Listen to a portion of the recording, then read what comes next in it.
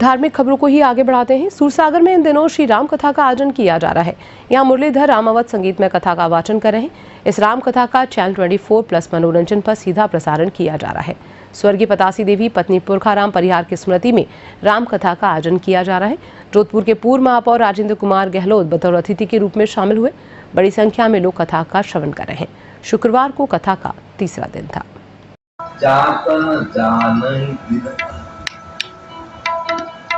महाराज, राम जन्म उत्सव की तो आनंद है अयोध्या में कि दिन की कर जारिया है, रात की कर जारी है, पतई पुण्य।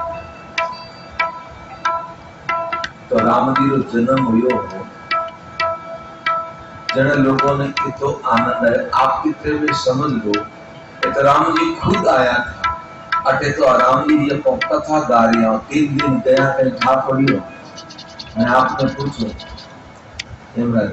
लागो पतो 3 दिन कहीं 9 दिन जाता रही ठाई बोल पड़ेगा।